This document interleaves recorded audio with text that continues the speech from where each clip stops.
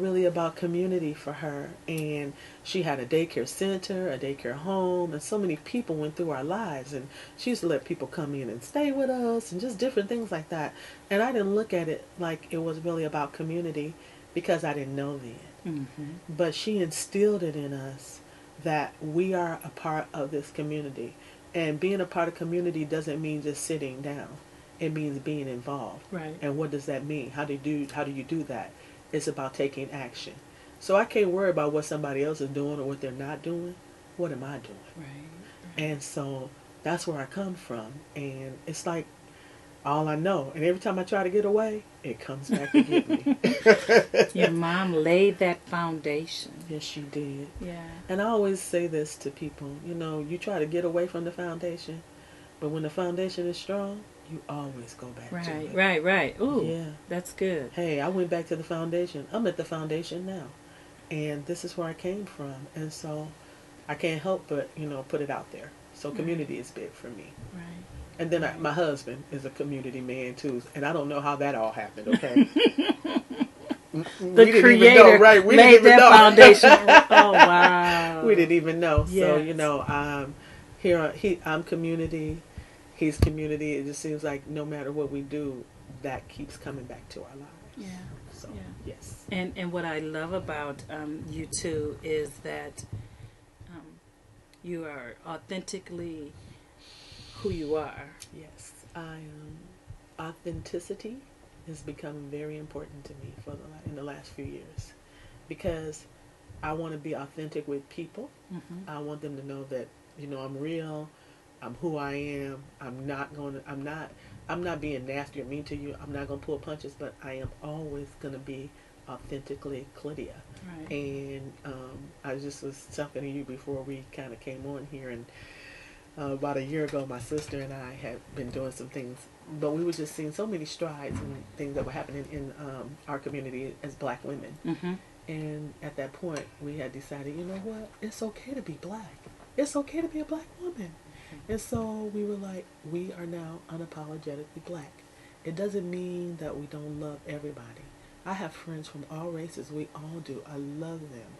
And they have been much to me. And people from all races that are my tribe. But as long as women and people that look like me, that color my skin, are marginalized, and we don't have the same opportunities that people have, I'm unapologetically black. Right. Okay. That's awesome. Yeah. And what you see, I have to extend on that to see, and what you see today is what you're going to see tomorrow, and it's what you're going to see next week, and it's who I am. Yes. I don't have to act different because I'm with this population or this population. I am real. This is what you see is what you get. That's right. I was just saying to somebody, if you hear somebody over there laughing loud and you look over and you say, who is that? Oh, it's Clydia. She's being herself. There you go. Oh, I love it. I do. I love that. Yes. Mm-hmm. And so the journey continues on. Can we just first talk about some things that are going on in the community?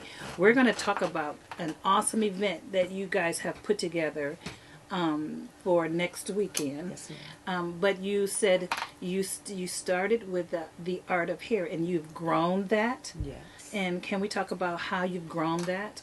Well, I have a business. My sister and I have a business together called Greenhair Revolution. And what's that? And Greenhair Revolution started off about in the early 2000s. There came to be about a thing about natural hair and women of color. Okay. And out of that, a lot of groups grew. Different people created products for our hair. A lot of things changed. And we came out of that, and we were called Greenhair Revolution. And Greenhair Revolution really was about natural hair. Mm-hmm. And it's a revolution when it's really just how we really are. Mm-hmm. But out of Greenhair Revolution, what it really was about healthy hair. It turned into be about healthy hair from head to toe, because what we realized was that your hair is connected to your head, it's connected to your neck, it's connected to your face, it's connected to your body. So it's about hair and health from hair to toe. That's what I say. And out of that, we started doing an event with the Fort Wayne Museum of Art called The Art of Hair. And what The Art of Hair was, it was a day of health and wellness, where women would come and could learn information about their hair, their body, spirit, just different things about health and wellness. And in another way, we were also seeing art pieces that look like us. Right. So we're kind of killing two birds with one stone. Out of that, we continue to do that. We did that for about 6 years, and then last year I would say it just changed, and we needed to do something different. We haven't put the art of hair down. We're just changing the way we do it, and so we didn't want to put anything out there that was mediocre, and with our names behind it. So that's why we waited like a year and a half to put something together. But we are not leaving. But out of that came something called For Communities of Color. And what is that?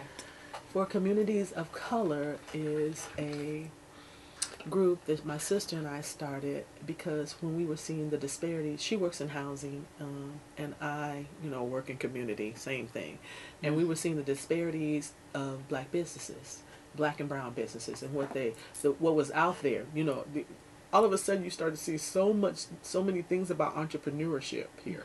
There's money, there's venture capitalists, there's think tanks, there's all this stuff going on. But how do we get access to it? And we didn't see anyone helping us get access to it. And the really, I have to just say, the one of the things that is really discouraging with that is that a lot of the companies and people that were coming in were targeting the black population, the hair care, the clothing, a lot of things, even the food was targeted towards us. But we didn't have access to, okay, how can I go and patronize somebody who looks like me? Right. And how do I get the capital? And how do I, Okay. And other pieces is that we do hair, food, clothing, tech, glasses, whatever. We are inventors and entrepreneurs. Right, okay? right. And so being inventors and entrepreneurs, we need to know how to get ourselves out there. And just finding out that information can sometimes be very tedious and very hard. You don't know where to look. You don't know where to go. People will say, hey, try this. This may help you, or this may help you. We don't always have mentors. So that's why we created For Communities of Color. And with the For Communities of Color, we first put on something called a VC panel. And we brought in people to talk about venture capitalists that look like us. And to tell us what a venture capitalist is and how to go about getting one. Because you have a lawn care business doesn't necessarily mean you need a venture capitalist unless you're true green. So everybody doesn't need a venture capitalist, but we all need help in some kind of way. Right. And that was our opportunity to come out and let people know that, hey, here's some other ways that you can be helped. Out of that, we just start seeing more stuff. It just turned into more things. And my partner, our other partner, who is not here today, her name is Kelly Hill. She has a business called Urban Updates, but she also does something called the Bib Effect, which is Blacks in Business. And she does a thing where she has vendors come and they set up, and she puts the call out for people to come and support them. Okay. And so we teamed up together to do an event that we're going to talk about, and it's coming up. But we teamed up together because we thought together we're stronger. And together, that's what community really is. Right. It's not about working individually. It's about working supporting each collaboratively. other. Yes. Absolutely. Right. And so we came together to do this event. And hopefully, Greenhair won't go away. I have so many... My husband says, how are you going to do all that stuff? I'm like, I don't know. Right. Because Greenhair also was about feeling good about who you are. And, being okay with you. Being okay with your hair. Being okay with the color of your skin. Being okay with you and being happy about that, I like to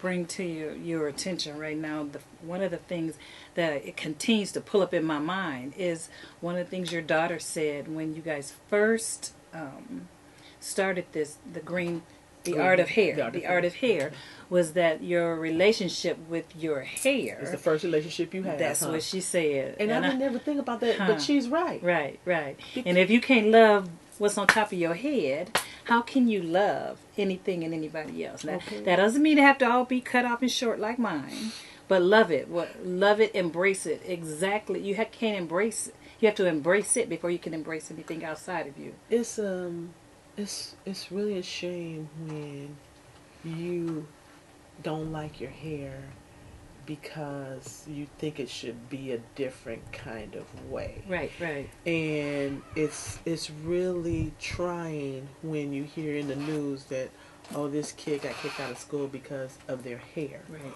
Or they can't participate in this event because of their hair. Right. It's hair. Right. Or you can't work Because at this of your company because of your hair. Right, right. You know, it's hair. Right. It's not your mind.